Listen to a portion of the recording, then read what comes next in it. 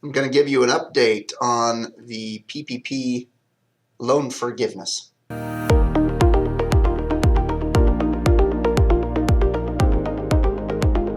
Hello everybody, it is June 4th, 2020, and we're now a couple months from the time when Congress and the President initially passed the Paycheck Protection Program and set the rules for it.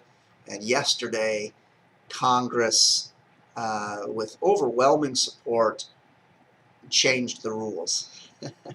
and so I want to brief you on some of those changes and what they might mean for you.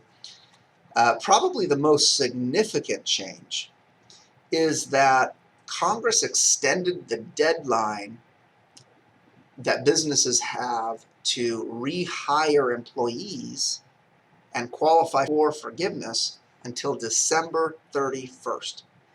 The deadline was 8 weeks from the date that the funds were applied for, or the PPP funds, I guess, were received. And now it's December 31st, so they've extended that way out, which is great, right? Especially for those businesses for whom it was just impractical to reopen within the 8-week time period. Now they have till the end of the year to get their feet back underneath them, to get their doors back open, to get people rehired, and thereby qualify for forgiveness.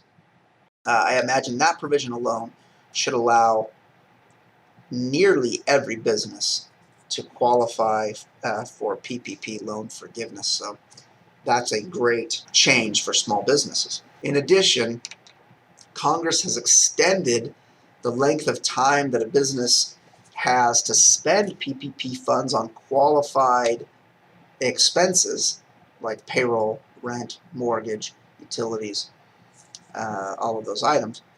They've extended that from 8 weeks from the time the loan was received to 24 weeks from the time the loan was received. That's good news because you don't have to ramp up 100% within 8 weeks from the time the loans were received. You've got more time to get ramped up. It also coordinates with another benefit. The Treasury created a threshold, a 75% threshold after the law was first passed, which required that businesses spend 75% of their loan proceeds on payroll costs, only leaving 25% for the overhead items, right, for rent and utilities and those. So Congress overrode the Treasury's regulation and lowered that threshold from 75 to 60%. So if you think about it, now you've got 24 weeks.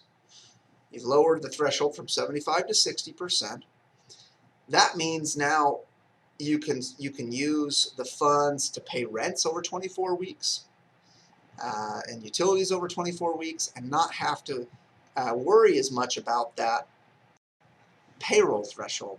And when you add that to the extension of the time a business has to actually rehire employees all the way to December, again, most businesses should be able to find a way to obtain 100% forgiveness for this loan.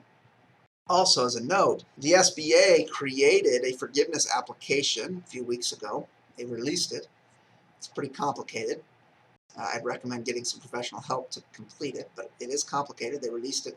It's going to have to be updated and changed to accommodate these new rules, and hopefully simplified, because it's just too complicated right now. So hopefully these rules will produce some benefits on the regulatory implementation side as well. We'll see, but that's what my hope is. I hope you are all well, and I hope that this information was helpful to you. Thanks.